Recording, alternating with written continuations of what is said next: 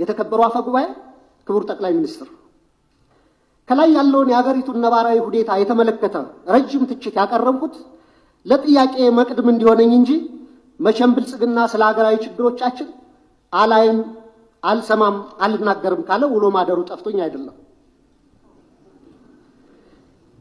ብልጽግና የሚታየው ጦርነት፣ የሚሰማው የቄስ ሞገሴዎችን ከንቱ ውዳሴ፣ ከተናገረም ወይ ደረቅ ፕሮፓጋንዳ ወይም ነጭ ውሸት ነው። በመካከል የተሱና የመነመኑ እውነቶች የሉም ማለት ግን አይደለም። የውጭ ምንዛሬ ለውጡንና የኮሪደር ስራ ተያይዞ መኖሪያና የንግድ ቤታቸው የፈረሰባቸው በመቶ ሺዎች የሚቆጠሩ ችግር ላይ የወደቁ ዜጎችም አሉ።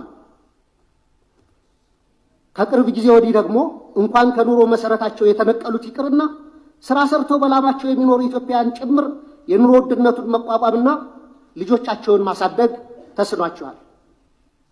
በዚህ የድህነት ብጣኔና የኑሮ ውድነት ላይ የተጨመረው የጦርነት አዙሪት ለሀገረሰብ አስፈላጊ ምሰሶች በሆኑት ሐሳብን በነጻነት የመግለጽ፣ የመሰብሰብ፣ የመደራጀት መብት ላይ ከፍተኛ ገደቦች መደረጋቸውን በአጽንኦት አመላክቷል። ጋዜጠኞች፣ አክቲቪስቶች እና ሰላማዊ ዜጎች እውነትን የመናገር መብታቸውን በመጠቀም ተጠያቂነት እንዲሰፍን በመጠየቃቸው ብቻ ማስፈራራት፣ እንግልት፣ ስደት ባለፉት 6 ዓመታት በኦሮሚያ፣ በትግራይ፣ አማራና አፋር ዛሬም ድረስ ደግሞ በአማራና በኦሮሚያ ክልሎች በቀጠለው ጦርነት የድሃ አርሶ አደርና ከተሜው ልጆች በሁሉም በኩል እንደ ቅጠል እየረገፉ ነው።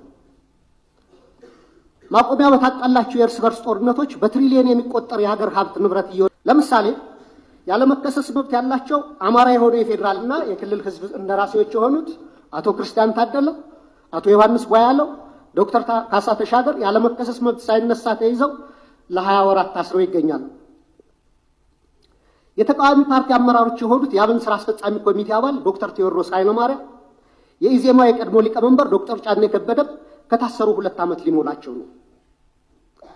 በተመሳሳይ በርካታ የአማራ ጋዜጠኞች እንደ ምሳሌ መስከረም አበራ፣ ገነት አስማማ፣ ጋዜጠኛ ጎበዜ ሲሳይ፣ ጋዜጠኛ አባይ ዘውዱ፣ ጋዜጠኛ ዳዊት በጋሻውና ቴዎድሮስ ንብረት፣ የአማራ ምሁራን የሆኑት ዶክተር ወንዶሰን አሰፋ፣ ረዳት ፕሮፌሰር ሲሳይ ብቸው፣ ፕሮፌሰር ማረጉ ቢበይድ፣ ዶክተር ዘሪሁን ባህሪ፣ ዶክተር መሰረት ቀለመወርቅ፣ ዶክተር ገብረአብ አረሙ፣ ረዳት ፕሮፌሰር ዳኛ አበበን የመሳሰሉ ምሁራን